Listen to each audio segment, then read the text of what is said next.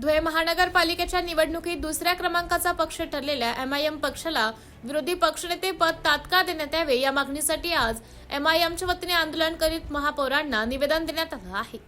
विरोधी पक्षनेते नियुक्तीबाबत माननीय मुंबई उच्च न्यायालयाने दिलेल्या आदेशांची तात्काळ अंमलबजावणी करण्यात यावी, तसेच महानगरपालिका नियमानुसार निवडणुकीचा निकाल जाहीर झाल्यानंतर 6 महिन्यांच्या आत विरोधी पक्षनेत्यांची नियुक्ती करणे बंधनकारक असताना ती झालेली नसल्याने ही बाब लोकशाही मूल्यांना मग कायदेशीर तरतुदींना धरून नसल्याने त्वरित निर्णय घेण्यात यावा। तसेच महानगरपालिकेचे जाहीर झालेल्या निकालात एमआयएम पक्ष हा दुसऱ्या क्रमांकाचा पक्ष ठरला असून एमआयएम पक्षाला तात्काळ विरोधी पक्षनेतेपद घोषित करण्यात यावे, अन्यथा न्याय मिळण्यासाठी मुंबई उच्च न्यायालयात दाद मागता येईल असा इशारा देत एमआयएमच्या वतीने धरणे आंदोलन करीत महापौरांना निवेदन देण्यात आलं।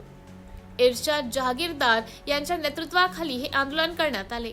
एमडीटीव्ही न्यूज साठी प्रतिनिधी माहेश्वरी शिसोदे, धुळे। हे देशासाठी राज्यासाठी अत्यंत घातक गोष्ट आहे की लोकशाही पद्धतीने जे पद आम्हाला मिळायला पाहिजे त्याच्यासाठी आम्हाला जन आंदोलन करायची गरज पडत आहे। महाराष्ट्र म्युनिसिपल ऍक्ट 1949 अंतर्गत स्पष्टपणे लिहिले की सेकंड लार्जेस्ट पार्टीला विरोधी पक्षनेता पद देण्यात यावं।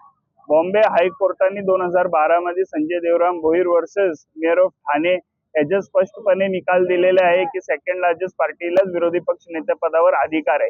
परंतु आज देशात आणि राज्यात सत्तेत असलेले तिन्ही पक्ष, 2 पक्ष त्याच्यातले धुळ्यात एक आघाडी बनवतात आणि त्यांच्याशी संख्याबळ नसताना सुद्धा गैरसंवैधानिक पद वापरणी आमचा हा विरोधी पक्ष नेता पद हिरवायचा प्रयत्न करत आहे।